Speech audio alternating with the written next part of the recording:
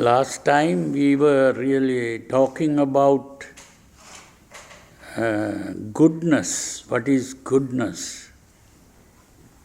And we said that to be good is mainly to be unselfish, because we normally the mind is a narrow mind, and our aim is to broaden the mind. And so the broad mind is the good mind, and the narrow mind is the bad mind. So that is what we normally see as good and bad.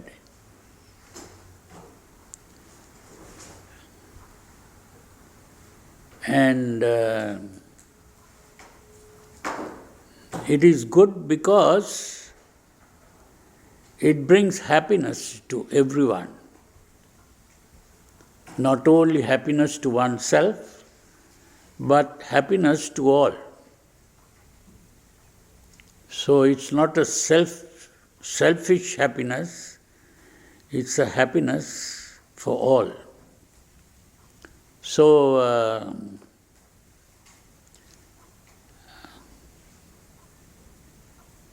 and we also pointed out that that happiness is not an excitement, but a calm, tranquil, peaceful state of mind. And what normally people call happiness is pleasure. Now, we have to distinguish between pleasure and happiness.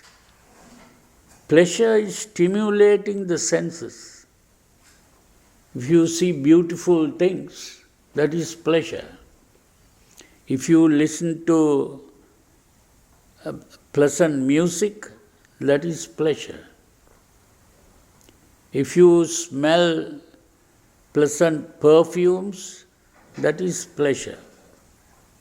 If you taste pleasant food, that is pleasure. And if you experience pleasant touches, that is pleasure. So pleasure is all stimulating the senses. That is, we are referring to the pleasant sensation. There are three kinds of sensations: pleasant, unpleasant, and the neutral. So it is the pleasant sensation that people call happiness. But that is not the happiness that Buddha called happiness. Because the pleasant sensation can also make you unhappy. The pleasant sensation makes you unhappy when it is not there and you want it. You want the pleasant sensation, but it is not there. Then you are unhappy as a result. When the pleasant sensation is there, you become happy. In the same way, when the unpleasant sensation is present, you are unhappy. When the unpleasant sensation is absent, you are happy. So you get happiness from both pleasant as well as unpleasant sensations. So, and you get pain from both pleasant as well as unpleasant sensations. So the real happiness is when you don't have the desire for the pleasant sensation. And if you don't have the hatred for the unpleasant sensation. then you can be happy. So happiness is not a sensation. Happiness is a state of mind. Happiness is a state of mind which is not disturbed by pleasure or pain. So happiness is a state of mind.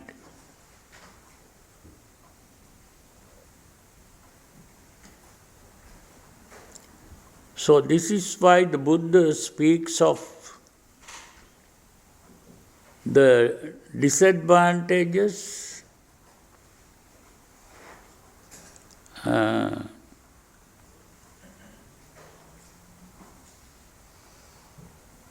Kamanang Adinamang Okarang Sankilesang. These three words are very important about pleasure. Adinava means that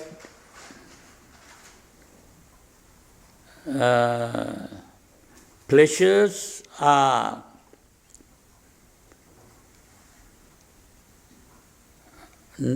disadvantages, that it doesn't bring you real happiness. Pleasure only develops a desire for it. Pleasure makes you desire the pleasure, and then it goes away. It is like showing a chocolate to a child and taking it away. Huh? So, it makes you desire it and then it goes away, then you become unhappy. So, pleasure is not an advantage to go after pleasures. And okarang means that it is futile. It doesn't bring you satisfaction. So pleasure doesn't really bring you satisfaction. You only makes you unhappy.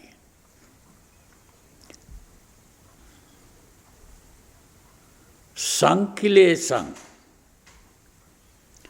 means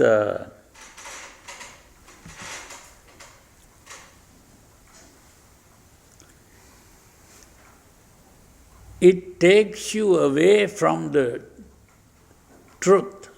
It misleads you.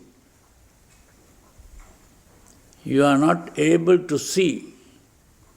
You are not able to think properly. It can prevent you from thinking properly. So it can be a hindrance as a result. So seeking pleasure becomes a hindrance. It hinders your progress.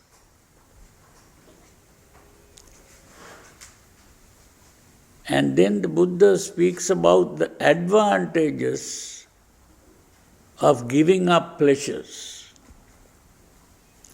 If you give up pleasures, that means you don't go after pleasures.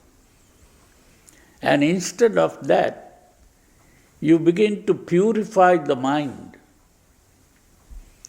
And if you begin to purify the mind, that purity of mind brings happiness. So that purity of mind is the important thing. So instead of going after pleasures, we should learn to purify the mind. And by purifying the mind, we become happy as a result.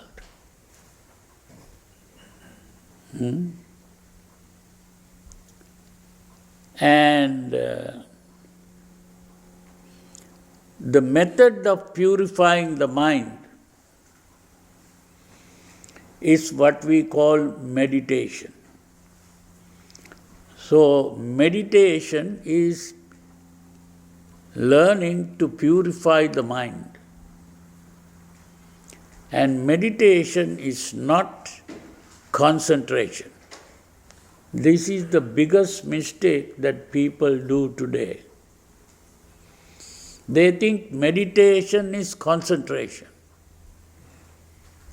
You cannot purify the mind by trying to concentrate. Because concentration is like what is called a tug of war. You know what that is? Some people pull in one direction, the other people pull in the other direction. So the mind goes in two directions, and the mind is in a tug of war. And that is what it means. That it's a very cumbersome act, trying to concentrate. So when you begin to concentrate, these are some things written yesterday. Huh? No, this was not written today. Yeah. So the important thing is that when you begin to concentrate, what happens? What is it that happens when you begin to concentrate? Some people work very hard at trying to concentrate. And when that happens, your mind gets tired. When you begin to concentrate, your mind gets tired. And when the mind gets tired, what happens? It goes to sleep. So the mind goes to sleep. So while you are trying to concentrate, your mind goes to sleep. And when the mind goes to sleep, what happens? You begin to dream. Now, when you are trying to concentrate, you are not lying down, no? You are either sitting or standing, you are trying to concentrate. And when the mind goes to sleep, when you are standing, what happens?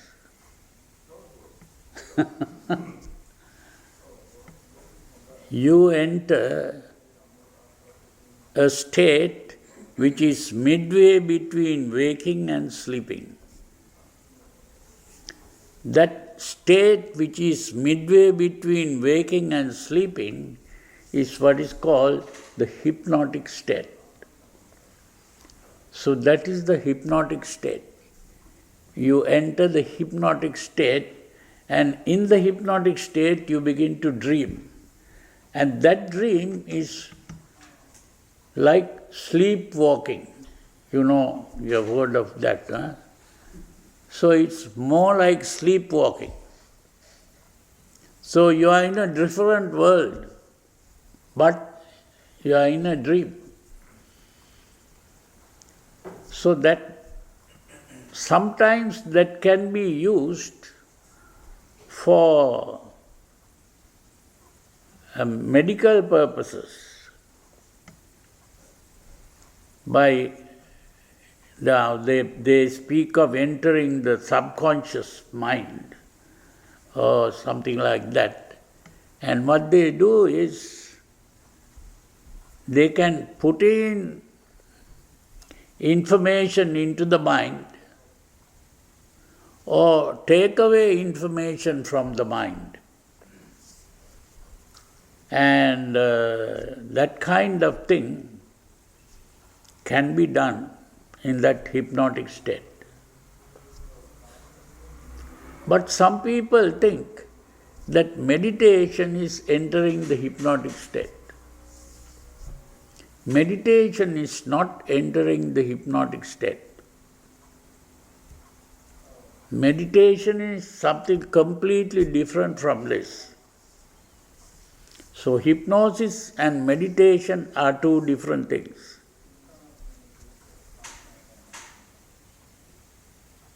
In the hypnotic state, you are unconscious. In meditation, you are conscious. That's the difference. But while in the hypnotic state, you may think you are conscious, but you are not conscious. But in the meditation state, you are fully conscious, because what you do in meditation is purifying the mind and freeing the mind of emotions. And so the mind calms down and you are aware of the calmness.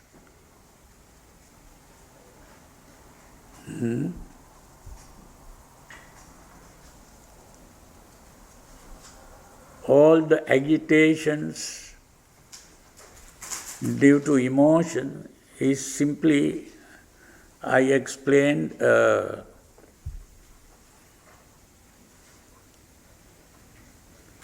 disturbance of the whole body, not only of the mind. So it's a disturbance of the body. And the way to get rid of that disturbance is to become conscious and to be relaxed. You can consciously relax the body instead of unconsciously and emotionally releasing the tension in action. Now, when you are emotionally excited, like if you are angry, there is tension in the body, and the tension makes you uncomfortable. And this discomfort you get rid of by releasing the tension in action. Action of speech or action of body. That is what you call using bad language or abusing people or fighting and quarreling. All that is the action part, which is the release of tension, which is done unconsciously. You are not conscious of the release of tension there. You are only conscious of doing something. You are not conscious that you are releasing tension. But when you relax the tension, you are doing it consciously. So it's a conscious act when you relax the tension. You are aware of the tension and you just let go. Now tension is when you hold like that, and let go is to let go. That is relaxation. So that you are consciously relaxing. So we have to distinguish between unconscious release of tension and conscious relaxation of tension. These are two different things.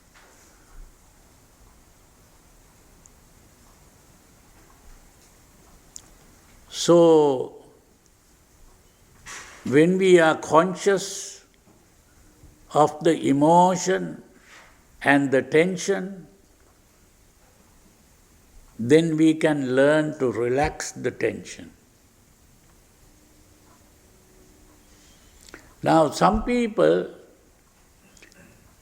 when they want to get rid of the emotion, they begin to use another emotion to go against that emotion. That is fighting. That doesn't work. That is what we call asceticism. Asceticism means you are giving discomfort and pain to your body. You are very angry that this emotion is there. That is called conquering the flesh or self-mortification. Mortify the flesh. And that is asceticism. But here we are learning to relax and calm the mind. That's a different thing. So this is the middle path shown by the Buddha. Middle path is not to take a little bit of that and little bit of this, but to give up both ways, which is being carried away by the emotion or trying to suppress or fight with the emotion. Instead of doing both, you take the third part, which is learning to purify the mind and relax the body. That is the middle path. So, that middle path is what is called the Noble Eightfold Path. It is called the Noble Eightfold Path because there are 8 steps in this process. 8 steps. And the first step is to understand the problem and its solution.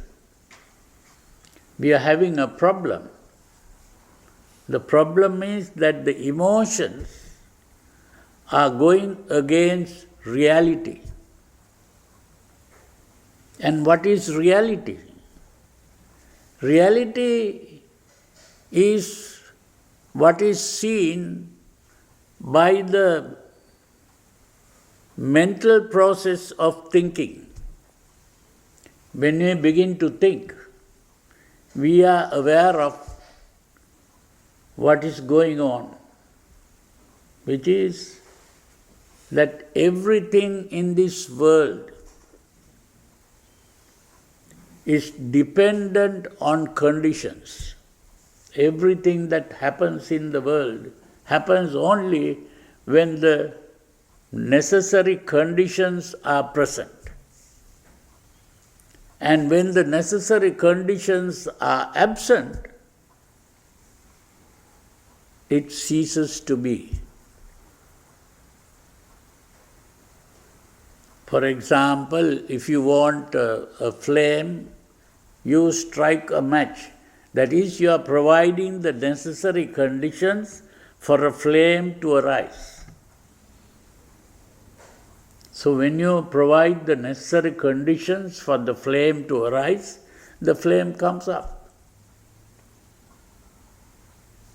And you blow out say it's a candle. You light the candle and then blow out.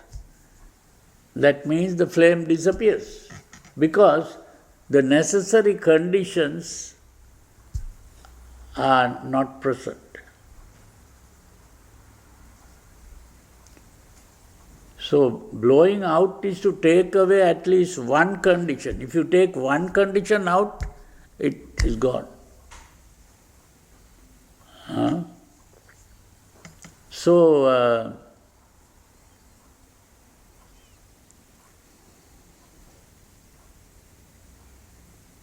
So this is the natural process, the nature. If you want to use the word nature, the nature is this, that everything that arises depending on the presence of the necessary conditions. That is what is called determinism.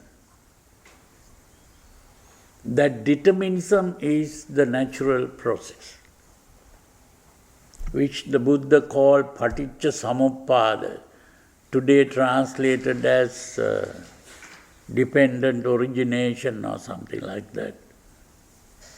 But the better word is determinism itself. So the important thing is that even the mind is working according to this same law of determinism. And that means there is no person doing anything. These are mental processes going on depending on the necessary conditions. So when we think we are thinking, but there is no we or I to think. The thinking goes on because of the presence of the necessary conditions. When the necessary conditions are there, the thinking process goes on. When the conditions are absent, it stops. That's how it is.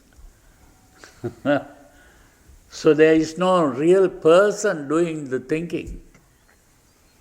This is what Sigmund Freud pointed out when he used the word psychic determinism.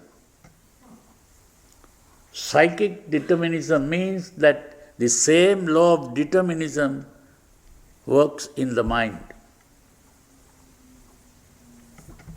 The mind also behaves according to this principle of determinism. And therefore there is no person doing anything here. But he used the word ego to refer to the thinking. If he didn't believe in a self here, why did he use the word ego? The only reason is that he had read Descartes. Because Descartes said, I think, therefore I am. So the real ego is the thinking process.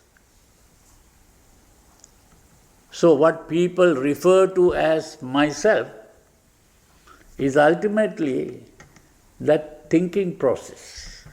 But the thinking process is the activity of the brain. And that activity of the brain starts with perception. Seeing, hearing, smelling, tasting, touching. When you have perceived something, then you begin to think. Not you, the brain begins to think. And that part of the brain that is responsible for thinking is called the cerebrum or the cerebral cortex. Now, all this necessary research has been done today by the modern scientists. But still, every scientist is caught up in this delusion of self. That is the problem.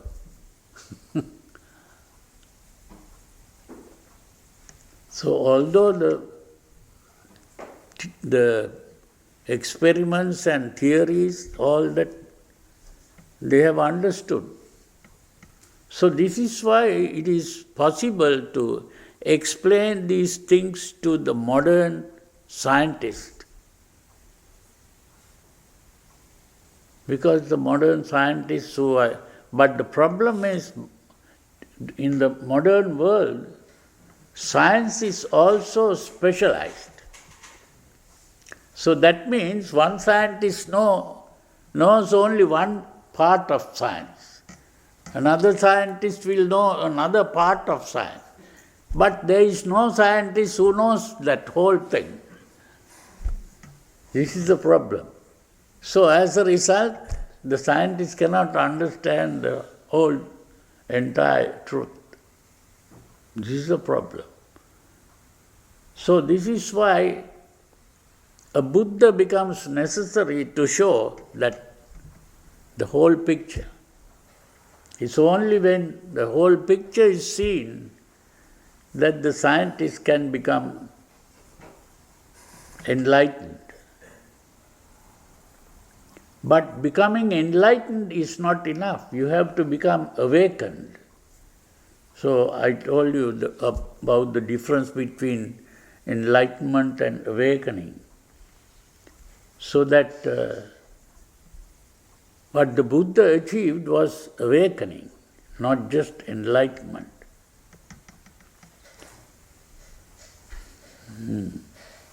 So this is important.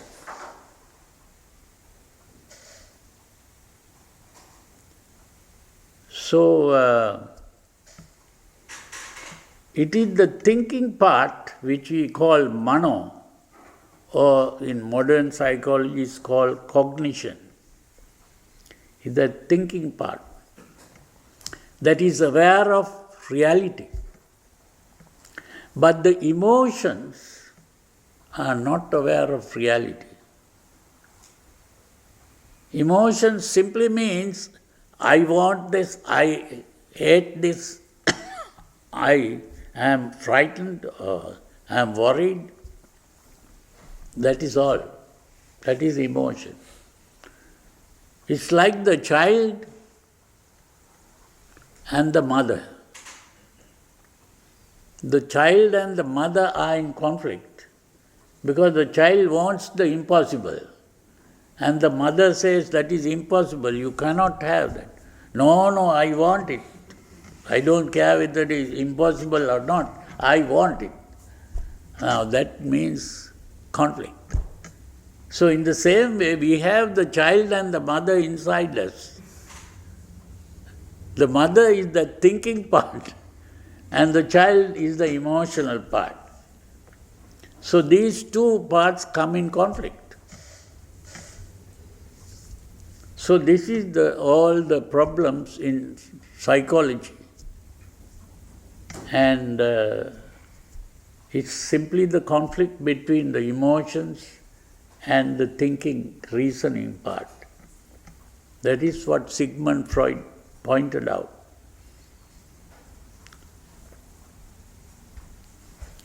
But you know, during the time of Freud, there was another disciple of Freud, Alfred Adler. Now this man saw the thing in a slightly different way. Freud saw that the emotions are coming in conflict with reason. That is, the id is coming in conflict with the ego.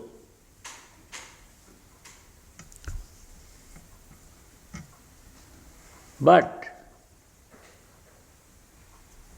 this man saw that it was the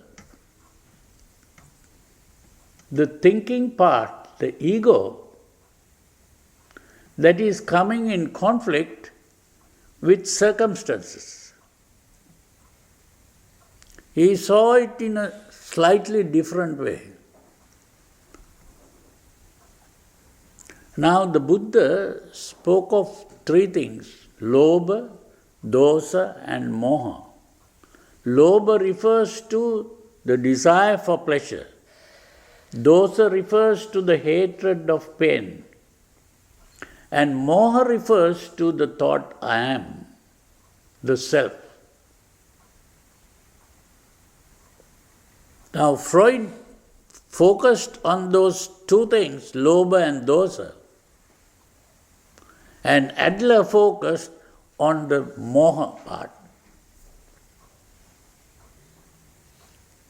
This is why Adler saw it as a conflict between the self and the circumstances outside.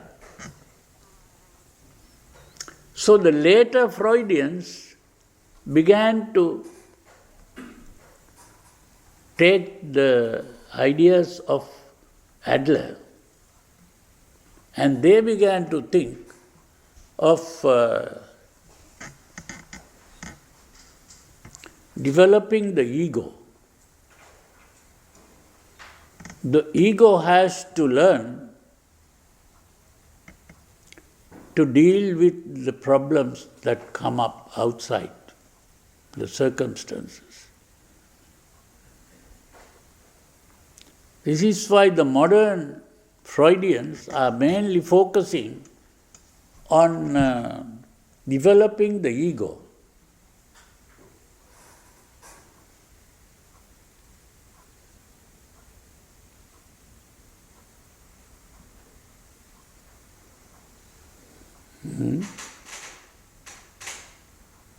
So they speak of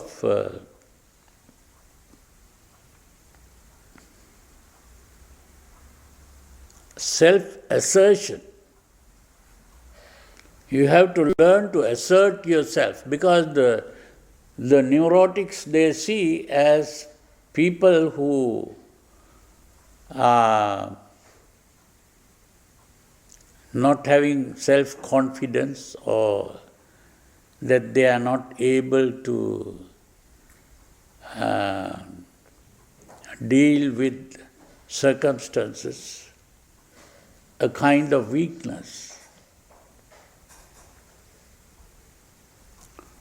That is why they think of the ego, strengthening the ego through self-assertion.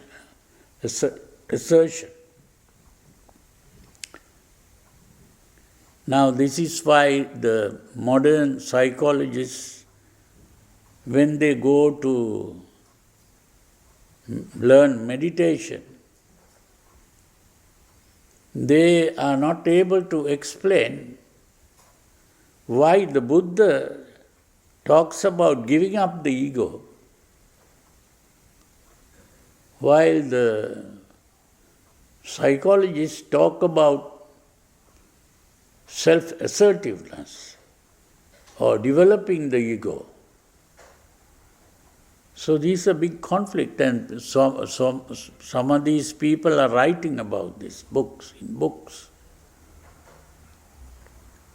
And if you read some of those books, you'll begin to understand that they have not been able to solve the problem properly.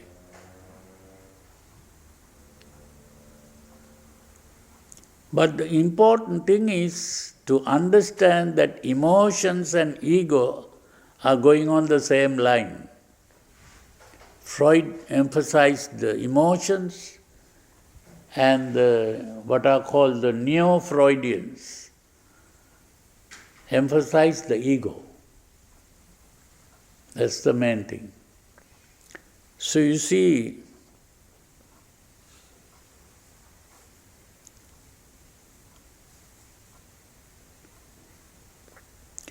when we get rid of the emotions,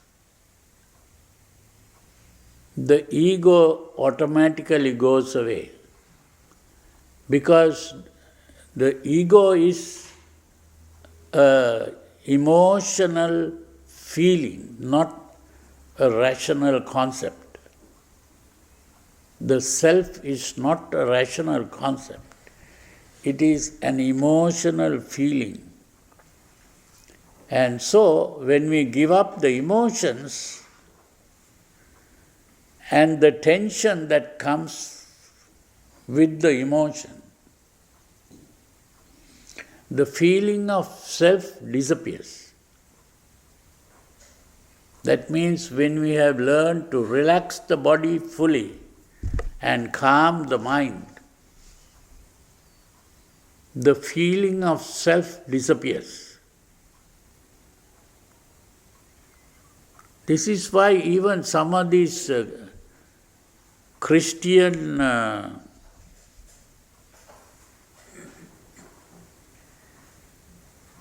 what are called mystics,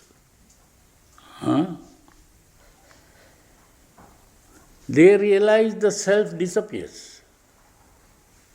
They also, some of them are able to calm the mind to that point where the mind is purified and they calm the mind. And when they calm the mind, the self disappears. And when the self disappears, they begin to wonder, what happened to myself? And they think they have united with God. That's how they get into that illusion. because they can't get rid of the idea of God.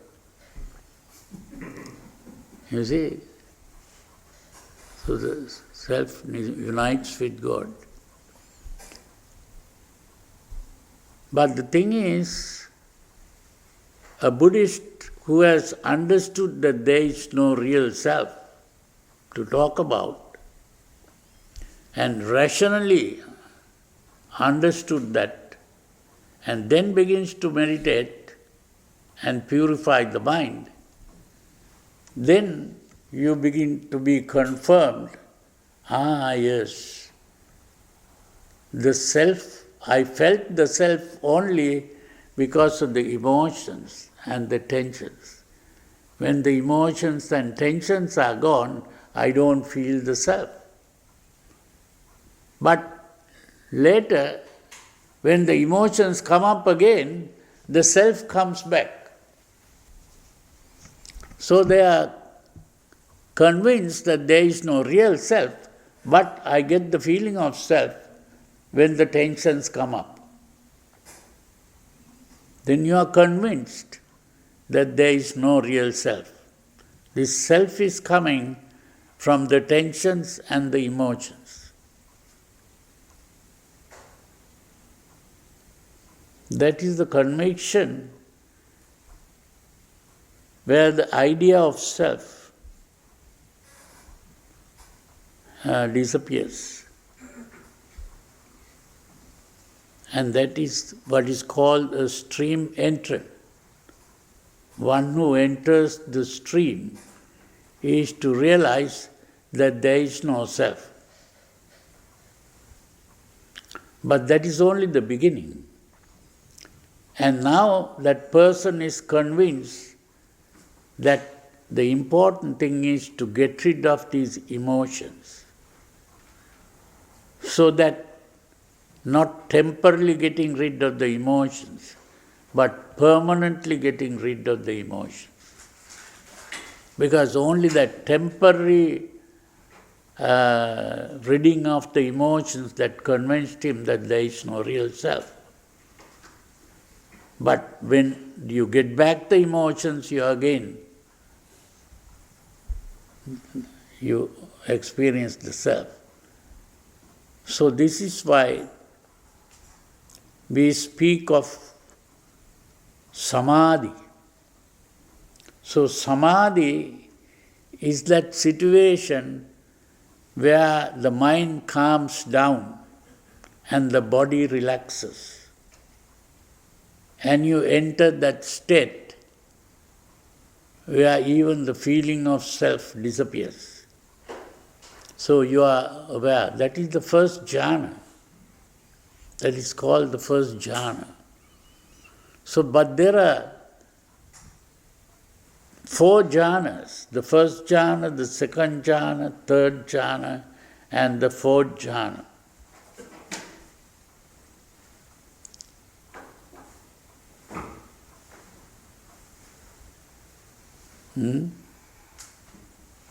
So, I think we spoke about happiness and the disadvantages of going after sensual pleasures and the advantages of purifying the mind. And we are beginning to get into what is called the jhanas, which is done through the proper method of meditation. So, I think for today that is enough.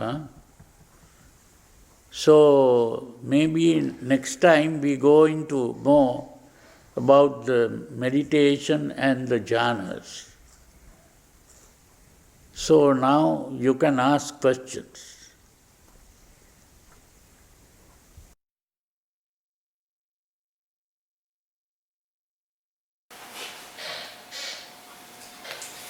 So if there is no I in the thinking part, why is there an I in the emotional part? So is there a self only in one part of you? He said, because originally we were saying that there is no self. So why is there a self when you are thinking, and you said thinking just goes on, there is no self. There's nobody doing the thinking. I am not doing the thinking. Right? My brain, my neurons are all firing up and they're doing the thinking. But what then causes this emotion you're saying is still self. But why is it then that self is not there when you're thinking and it's there when you're feeling? What is this thing that is absent at one time and present at another time? Because the emotions are self-centered. All emotions are self-centered. What does that mean? When you desire something, you say, I want this. So a desire is self-centered, thinking of the self. Because you personalize the desire, that means this desire is mine.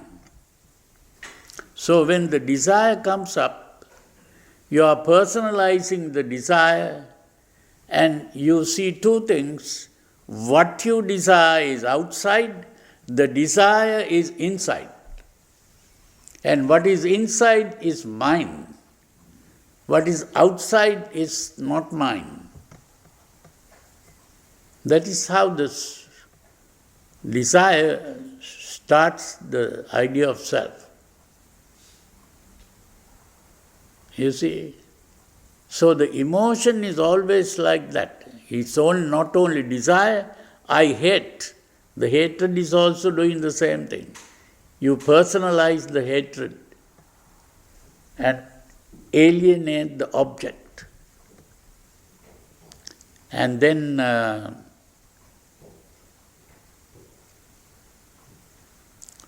so that is the idea of existence, the self. The self is based on the emotion and not on reason. When you begin to reason out, because I said existence itself is a static concept in a dynamic reality. So there is nothing static to call a self, because self is a static concept, because it is not changing. Past, present and future. The self is present in the past, present and the future. That is existence. But so rationally you see that there is no real self to talk about. But emotionally you feel the self. That is the problem. So that is why it is an emotional feeling, not a rational concept. And the Buddha himself, did he talk about the self? He did not, right? He tried not to talk about self when he was questioned. No, he talks about the self. There is a man who came and asked him, is there a self?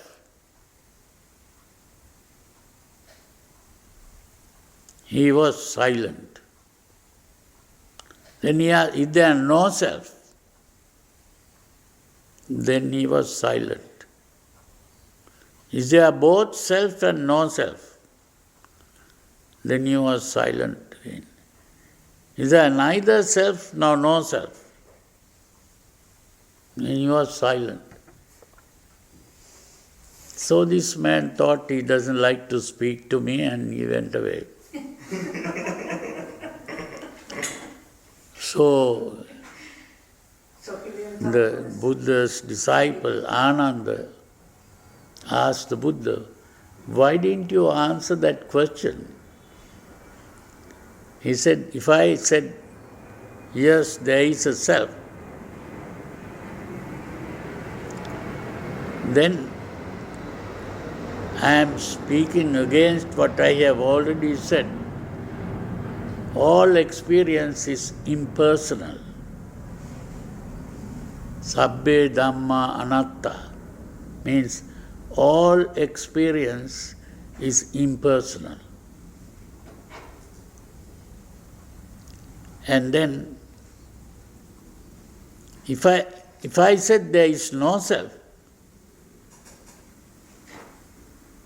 he might think I have been having a self all these days and now I have no self, so that I will not be reborn again. What is the I that he is talking about if there is no self? Because, you see, because he is thinking of a self, and when the person dies, he is not reborn again if there is no self to be reborn. So that means he is going on the wrong track. He doesn't think of that this self is derived from the emotions and not just from reason. Because they cannot give up the idea of self, even if you are convinced there is no self. Then they ask, then when I die, I will not be born again. What does that mean? If there is no self, who is the I that he is talking about? So they cannot get out of the idea of I. Even if you are convinced that there is no self, then I must think that there is no self. Then what is the I that the I doesn't disappear. It's like that. So that's what we did. When you said about the necessary conditions, Yeah? the candle, the flame and everything, you said that the thinking started. Now, thinking part can understand that there is no self. But the emotional part cannot understand anything. There is no understanding for the emotions. Emotions are only wanting or not wanting. There is no such thing as understanding for the emotions. All understanding is done by the thinking part. And the thinking part is the activity of the brain. Emotion is not the activity of the brain. It is the activity of the whole body. When the blood begins to change due to hormones being secreted into the blood, and this being carried to the various parts of the body, and changes taking place in the activities of the body. So it's a completely physical thing, what we call the emotion. It's not a mental thing. You mentioned the middle path. And then you talk about the Noble Eightfold Path. You mentioned the first, understand the problem. Will we talk about the rest? There are 8 steps. Samma Ditti. You should learn the Pali words, otherwise if you begin to translate and depend only on the translation, sometimes the translation doesn't give the meaning properly. So, Samma Ditti, Samma Sankappa, Samma Vacha, Samma Kammanta, Samma Ajiva, Samma Vayama, Samma Sati, Samma Samadhi. Those are 8 steps. Now, Samma Ditti means you are using the thinking part to understand the problem and its solution. That is Samma Ditti. So the important thing is to understand this, and so the harmonious perspective means You have to understand a perspective means to see it from a different angle. Now, when you take a picture, you have to hold the camera in such a way that you see it from a certain angle. So, that is why I use the word perspective. It's not a different idea or something like that. It is a different way of looking at life. Harmonious perspective. And after that comes the harmonious visualization. That visualization is how you imagine. That means you are imagining the goal. I also call it the goal orientation. The harmonious goal orientation. That means your life. You are changing your goal in life. And what is that goal? To be free from emotions. That it becomes your goal. So your goal in life is a goal where you are free from emotions. But you have only changed your goal in life. And when the goal is changed, your behavior automatically changes.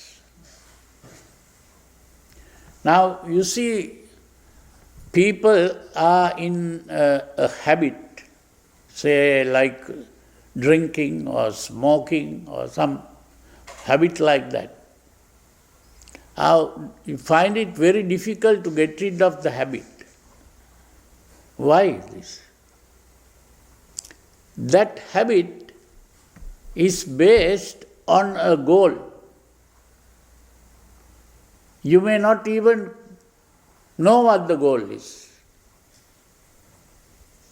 So that goal is unconscious. So if you can discover the goal, why am I smoking? What am I expecting? What is my goal? There must be some reason why I smoke. Then you begin to understand the goal, then you change that goal. Now, for example, a young man or woman takes to smoking. Why? Because that person sees film stars or some people they appreciate, they are smoking. Oh, I also want to be like that. And then smoking becomes a way of becoming superior or strong. Or you might think, oh, the strong men are people who smoke. So I also want to become strong like that. So that is, you are having a goal in life. Now, supposing this person is in the habit of smoking and then thinks of building the bodybuilding with muscular. I want to have a muscular body. And you go to some person who is teaching how to build the body. And that teacher says, well, if you want to build the body, you have to give up smoking. Now his goal is to build the body. Automatically the smoking disappears. That because the goal has changed. So like that, by changing the goal, first you have to understand what your goal is. And by changing the goal, you change your way of living altogether. And that is, you change your speech, your action, and your lifestyle. I call it the lifestyle because this idea of goal seeking and this comes from Alfred Adler. And he was talking about this, and he was also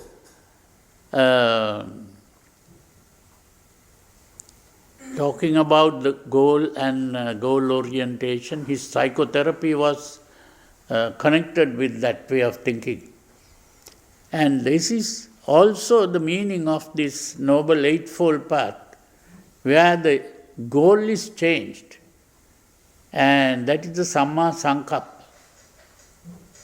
This is why I translate it also as harmonious goal orientation. And that results in harmonious speech, harmonious action, and harmonious lifestyle. Now, lifestyle, because some people translate this as the occupation.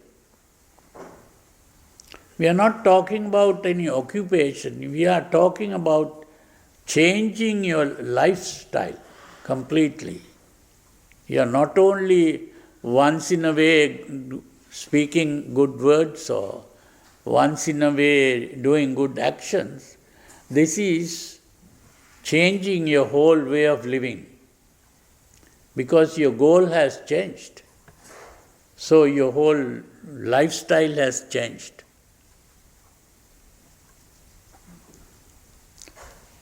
But that is only in terms of behavior. But still, you may be having the desire for pleasure and the hatred of pain and things like that. So the next step is to learn to get rid of that. That is the right exercise, the harmonious exercise. So that just as you practice some exercise to build your body, now you are practicing these exercises to purify the mind, to free the mind of emotions. And that exercise has 4 parts: Samvara, Pahana, Bhavana, and Anurakkhana.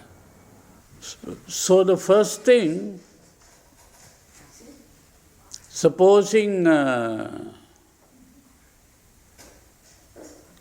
you want to grow flowers in a garden, what is the first thing that you do? Prepare the soil. And then you plant the seeds. And then after that, what do you do? You have to water it regularly and put the whatever, pick away all other plants that might start growing. So that in the same way, we are going to purify the mind means you have to prevent bad thoughts coming into the mind. To prevent bad thoughts coming into the mind, you have to find out from where are the bad thoughts coming.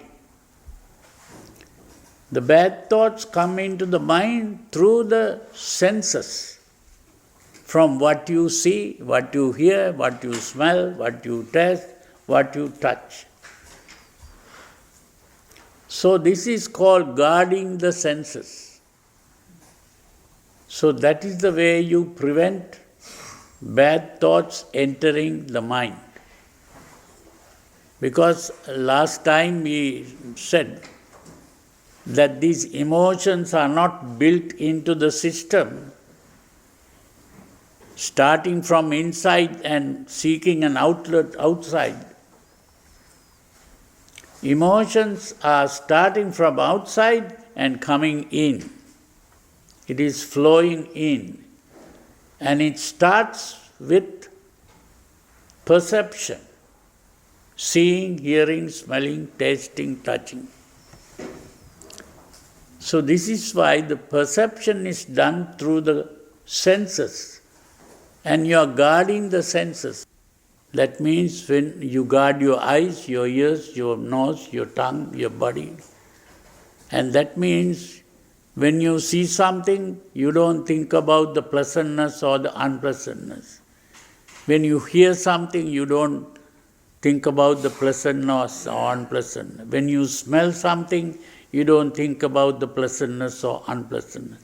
Like that, you guard all the senses. And elimination means if a bad thought is already there in your mind, you must learn how to get rid of it. When a bad thought is already there in your mind,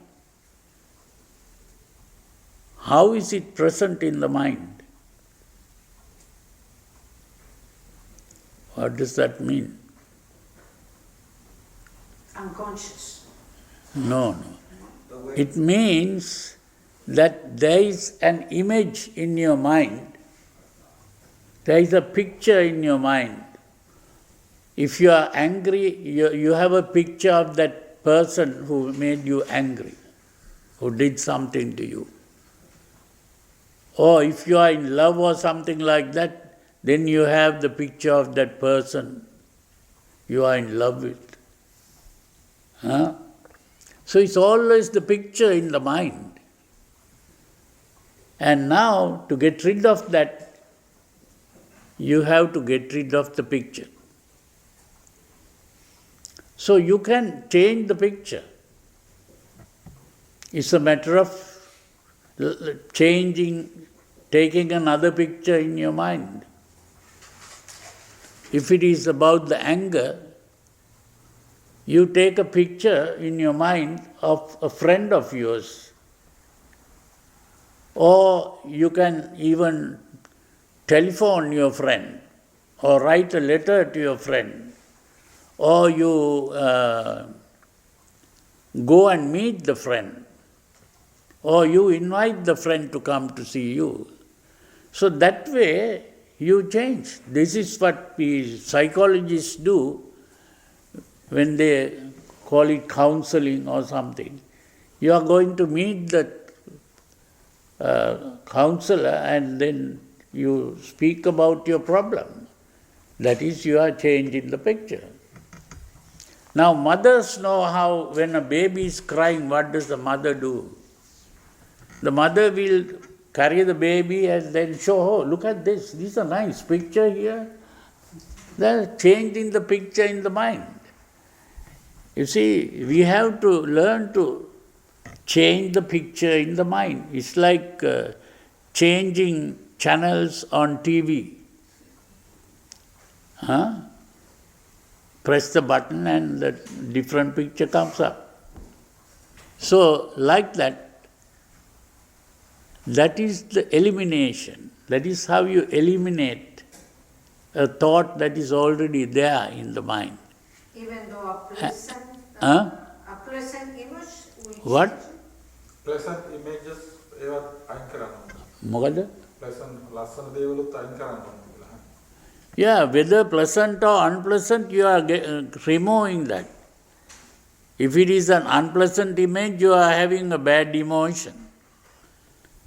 And if it is a pleasant image, you think it is a good image, but it may be, it's a bad image because it is producing bad emotions.